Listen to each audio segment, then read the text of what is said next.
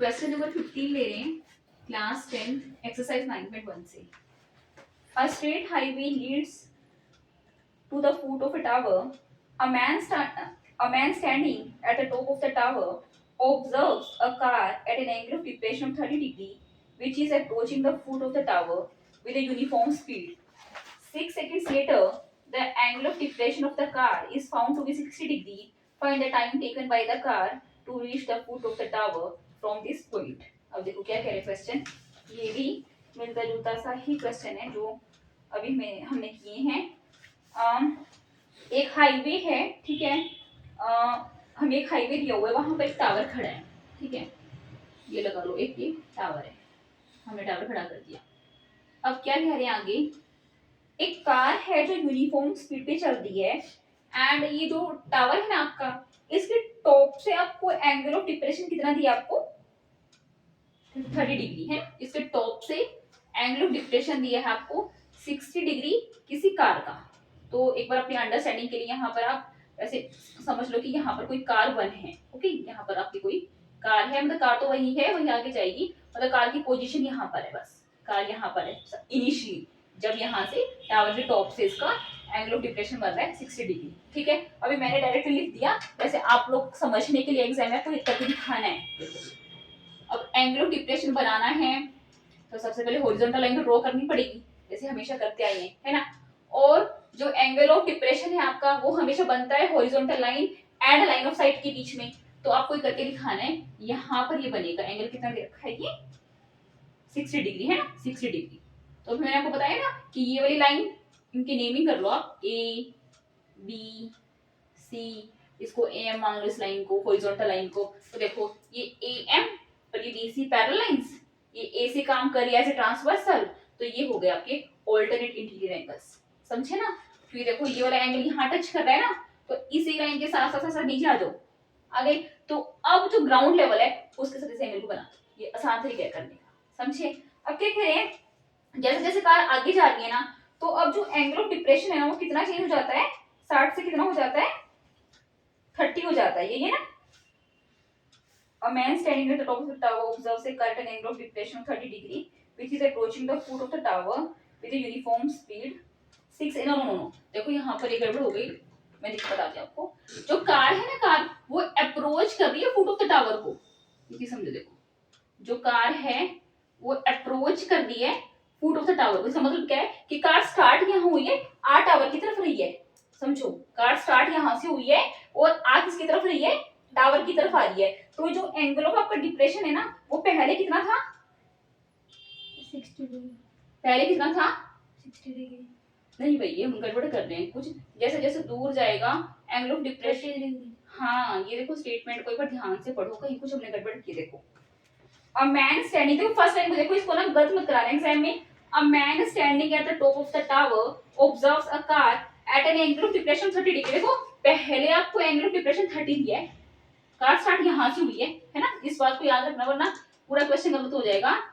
Car चलनी start यहाँ से हुई है, एंगल ऑफ डिप्रेशन दिया आपको 30 डिग्री यहाँ का। तो आप खुद देखो ना, यहाँ पे खुद देखो, ये रहा 30 डिग्री, देखो ये 30 है, तभी तो ये बड़े वाला 60 है, कुछ ना कुछ इसमें ऐड होके तो आया है। और देखो ए एम और इसको नाम दे लो बी डी, ए एम और बी डी पैरेलल लाइंस है। ये देखो ए डी ऐसे ट्रांसफर काम कर रही है। देखो यहाँ पर हमने 30 लिया, इस लाइन के साथ साथ साथ साथ साथ साथ आ जाओ, देखो ये 30 बन गया, ऐसे करना है ना। तो उसके बाद क्या हुआ आपका, कार जैसे जैसे टावर की तरफ आई, ये एंगल ऑफ डिप्रेशन चेंज हो गया 60 डिग्री।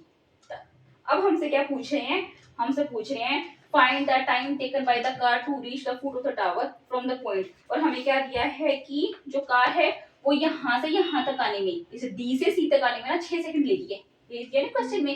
ये जो कार है वो डी से सी में आने में कितना टाइम ले लिए, 6 सेकंड्स ले लिया। तो हमसे पूछा है कि अब ये कार सी पॉइंट से बी तक आने में कितना टाइम लेगी। ये जो कार है ये सी से फुट ऑफ द टावर तक आने में कितना टाइम लेगी। तो पेपर में सबसे पहले तो अभी लिख देना A B is a tower, A B is a tower, समझ गए ना। उसके जो कार की पोजीशन है, initially the position of the car is D and then the angle of depression from A to D is 30 degree, angle of depression from A to C is 60 degree. बस ये basic अपनी lines आप लिख देना। उसके बाद तो हमें उठा के क्या लगानी है, ट्रिग्नोमेट्रिक रेशियोस लगानी है। अब आप बताओ कैसे निकालें, कैसे निकालें कि ये जो कार है डी से सी में आने में 6 सेकंड लेगी है, तो सी से बी में आने में कितना समय लेगी, कैसे निकालेंगे?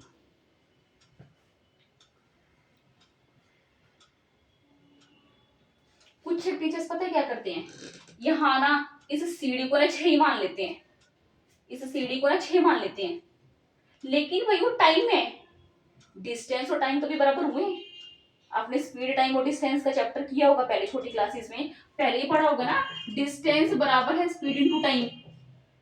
डिस्टेंस का ही फॉर्मूला होता है कि किन्हीं भी दो स्थानों के बीच की दूरी कैसे निकालते हैं हम, जितनी स्पीड से कोई गाड़ी जा रही है मल्टीप्लाई बाय जितने टाइम की लिए हो गई है, तो ये फॉर्मूला होता है ना। तो ये 6 सेकंड तो टाइम दिया है, इस सीढ़ी को हम 6 कैसे मान लें, समझा? तो हम वो चीज नहीं करेंगे, हम वो चीज बिल्कुल भी नहीं करेंगे, क्योंकि डिस्टेंस और स्पीड कभी इक्वल हो सकते हैं क्या, ये डिस्टेंस और टाइम कभी इक्वल हो सकते हैं क्या, नहीं हो सकते ना। तो हम इस सीढ़ी को 6 कुछ नहीं मानेंगे, समझ गया? अब वो कैसे करेंगे, in triangle A B C, हम ए बी सी ट्राइंगल को लेंगे, ठीक है?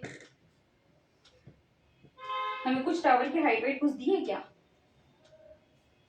कुछ नहीं दे रखा हो है ना, कुछ भी नहीं दे रखा, बस ये तो आपका टावर है, ठीक है? चलो भाई करते हैं स्टार्ट, कोई नहीं। इन ट्राइंगल एबीसी लगाना जरा tan 60, किसके बराबर लिख दूं, किन दो साइड्स के रेशियो के बराबर लिख दूं tan 60 को, tan 60 को एबीसी, हाँ AC अपॉन BC, सही है यहाँ तक, ठीक है? tan 60 की वैल्यू बताना, हाँ √3 बराबर AC अपॉन BC, सही चल रहा है यहाँ तक है? अब करना जरा क्रॉस मल्टीप्लाई एक बार, √3BC, हाँ √3BC किसके बराबर आ गया, AC के, ठीक है? अब ये जो √3 मल्टीप्लाई में BC के राइट हैंड साइड में जाके क्या हो जाएगा, डिवाइड हो जाएगा AC अपॉन √3। अब करें प्रश्न ऐसा, किसे मल्टीप्लाई करें किसे डिवाइड करें, √3 से, कितना आ गया BC आपका, ये क्या बन गया भाई, AC, कुछ गड़बड़ किया क्या हमने, एक सेकेंड, AB अपॉन BC, ठीक है? tan 60 लगाया, ये AB था ना भाई, ये हमने AC हमने हाइपोटेनस क्यों लिख रखा है न्यूमरेटर में, समझे? भाई वैसे मैंने AC लिख दिया, समझे आप मेरी बात को? ये तो AB था, AB था ना परपेंडिकुलर, तो tan 60 का लगा रहे हैं, तो यहाँ पे इसको करेक्शन करो, AB लिखो अपॉन में BC है ना, उसके बाद यहाँ हमने गड़बड़ कर दी, AB अपॉन BC, ठीक चल रहा है ना? उसके बाद √3BC बराबर AB है ना,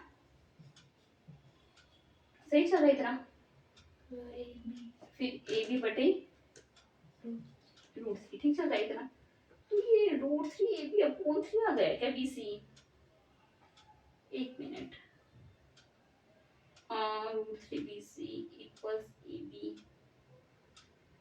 अच्छा इस टावर के इस तरह तो भाई हम थोड़े से कंफ्यूज हो जाएंगे, रुको, इस टावर की हाइट को ना h मानो, हम ना परपेंडिकुलर को बेस के टर्म्स में लिखेंगे, हम परपेंडिकुलर को बेस के टर्म्स, क्योंकि हमें दे तो कुछ भी नहीं रखा, खाली एंगल्स दे रखी हैं, खाली एंगल से कैसे निकाल दें, कुछ भी हाइट वाइट कुछ भी गिवन नहीं है, तो पहले हम h को ना बेस के टर्म्स में लिखेंगे, एक बार इसको ना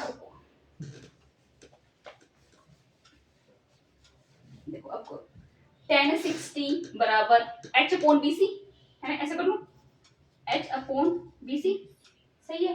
तो अब देखो tan 60 की वैल्यू बताना जरा, हाँ √3 बराबर h अपॉन BC, सही चल रहा है?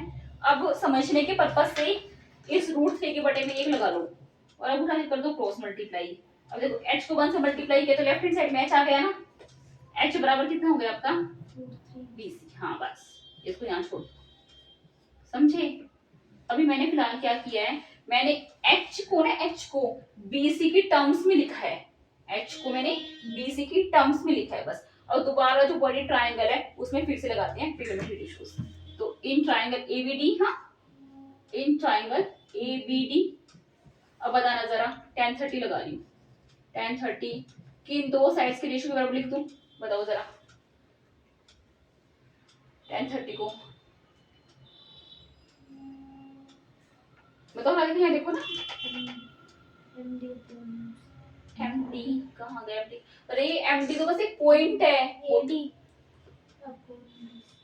एडी, अरे एडी तो हाइपोटेन्यूस है, इसको राइट एंगल बना लो भाई, इसको राइट एंगल बना लो। एडी, एडी तो हाइपोटेन्यूस है, राइट एंगल के सामने वाली साइड तो हाइपोटेन्यूस ही होती है। AC upon BD। AC, AC क्यों लेंगे जब आप बड़े बड़े ट्रायंगल को डील कर रहे हैं, एबीडी को, एबीडी, ये एबीडी, ये बड़ी ट्रायंगल, इस बड़ी ट्रायंगल में कहां से दिख रहा है आपको एसी, कहां से दिख रहा है आपको? सीधा पकड़ो 30 को, इसके सामने वाली साइड कौन सी है? ABP। हाँ बस एबी, सीधा पकड़ो इस 30 को, इसके साथ लगी हुई साइड कौन सी है? BD। हाँ बस, क्या सोचना था इतना? कभी तुम ये हाइपोटेन्यूस बता रहे हो, कभी तुम ये हाइपोटेन्यूस बता रहे हो, सीधा बीडी। हाँ, tan 30 की वैल्यू हाँ 1/√3 है ना। अच्छा बराबर, ए बी एच ही था ना, ए बी एच ही था, तो इसको एच लिखो, एच अपॉन बी डी, ठीक है। अब आगे बढ़ो थोड़ा सा, अब क्या करें? एच को हम लिख चुके हैं ना बीसी की टर्म्स में, हाँ एच को बीसी की टर्म्स में लिख चुके हैं, तो लिखना जरा, एच को रिप्लेस करना जरा, एच को रिप्लेस कर दो किस वैल्यू से, एच को रिप्लेस कर दो √3 बीसी से, लिख सकती हूँ ना, बीसी अपॉन बीडी आ गया। अब जरा करना क्रॉस मल्टीप्लाई भाई, दोबारा करना क्रॉस मल्टीप्लाई। हाँ BD is equals to हाँ, BD equals to 3BC। BD equals to 3 BC, मतलब ये जो बीडी है ये 3 बीसी के बराबर आ गया। हाँ, बीडी मैं कंफ्यूज हो रही हूँ, बीडी हाँ 3 बीसी के बराबर आ गया, तो इसका मतलब ठीक है, ये चीज भी ठीक है, लेकिन बीडी तो आपका कुछ गड़बड़ किया भाई हमने इस क्वेश्चन में, बीडी 3 बीसी के बराबर आ गया, तो इट मींस, लेकिन सीडी को लिख लो ना। अच्छा अच्छा ठीक है, हमें निकालने तो सीडी है ना, हमें BC निकालिए हमें। हमें बीसी निकालनी है। अच्छा अच्छा, हमें बीसी निकालेगी तो टाइम लगेगा उसको, है ना, तो रुको, पहले सीडी कैसे निकलेगी, बीडी माइनस बीसी, तो सीडी बराबर बीडी कितनी आ गई 3 बीसी, और माइनस बीसी, बीसी कितनी बीसी है, अच्छा हाँ ठीक है, वही ठीक है, बिल्कुल ठीक है 2 बीसी। अच्छा अच्छा, सीडी बराबर 2 बीसी आ गई, हाँ ठीक है। देखो अब देखो रिप्लेसिंग हो जाता है हल, देखो कैसे बताती हूँ। मैंने ना असल में ना वो 6 टाइम टू नहीं लिया, क्योंकि देखो ये डिस्टेंस है, डिस्टेंस को मैं 6 कैसे ले लूं, क्योंकि 6 सेकंड्स का टाइम दे रखा था, टाइम और डिस्टेंस बराबर तो नहीं हो सकते ना। तो देखो मैं बताती हूँ आपको क्या कह रहा है क्वेश्चन और क्या हमने कहानी कर दी यहाँ पर। उन्होंने सिंपल भाषा में ये बोला, डी पॉइंट से कार शुरू होगी, सी तक 6 सेकंड्स में आ जाती है, ये बोला क्वेश्चन में, डी पॉइंट से शुरू करके कार सी पॉइंट तक 6 सेकंड्स में आ जाती है, तो बस तुम इतना बता दो कि सी पॉइंट से फुट ऑफ द टावर तक कितना टाइम में आ जाएगी। क्वेश्चन तो था ये था। हमने क्या प्रूव कर दिया, हमने प्रूव कर दिया सीडी डबल है बीसी की, हमने प्रूव कर दिया, ये तो मैं दोबारा एक्सप्लेन करूंगी आप लोगों को। हमने प्रूव कर दिया, अभी तो ये बराबर दिख रही होगी आपको, कोई बात नहीं, क्योंकि फिगर तो हम एक बार रफली बना के चलते हैं, लेकिन आया क्या है निकल के कि जो सीडी है ना, सीडी वो ना बीसी की डबल है, CD equals double of BC. अब एक बात बताओ, अगर ये सीडी इसकी डबल है और अगर ये 6 सेकंड टाइम ले रही है, तो यहाँ कितना समय लगेगा? अरे डिस्टेंस आधी होगी तो समय भी तो आधा ही हो जाएगा, अगर यूनिफॉर्म स्पीड है तो 3 हाँ 3 सेकंड, समझे समझे ना। तो यहाँ से निकल गया, अगर डी से सी तक, डी से सी तक 6 सेकंड लग रहे थे, तो सी से बी तक आपके 3 ही सेकंड लगेंगे, समझ गए। तो ये लाइंस भाई आपको लिखनी है, लिख लेना, जिस हिसाब से आपकी मैडम ने लिखवाया हुआ है कि from D to C time taken is 6 seconds, है ना, but CD is the double of BC, या फिर BC is the half of CD, एक ही बात है, BC is the half of CD, so time taken by the car from C to B is half of the 6, that is 3 seconds, समझ गए ना। अब ये चीज आपको समझ में आई, ये कैसे निकली, CD बराबर डबल ऑफ BC कैसे आया? हमने क्या किया, ये जो CD थी ना, CD को पूरी BD में से BC को घटा दिया, CD क्या है, CD बराबर पूरे BD माइनस BC तो है, ये तो लिखा CD बराबर आपका BD, लेकिन थी किसके बराबर, BD थी तो 3BC के बराबर ना, और माइनस BC को तो हम कर ही रहे हैं, तो इस तरह से CD बराबर 2BC आ गया। समझा? तो मैंने 6 सेकंड्स वगैरह कुछ नहीं लिया क्योंकि ये टाइम गिवन था, लेकिन ये डिस्टेंस है आपकी। मैंने सिंपल एक रिलेशन निकाला, उस रिलेशन से हमें ये पता चल गया कि हाँ भाई ये जो CD है ना ये डबल है BC की, या फिर जो BC है ना वो आधी है CD की। तो अगर BC CD की आधी है तो टाइम में तो आधा ही लेगी, अगर यूनिफॉर्म स्पीड है तो। समझ गए ना क्वेश्चन को? तो इस तरह से जो फाइनल आंसर है वो आ जाएगा आप लोगों का 3 सेकंड्स। समझ गए?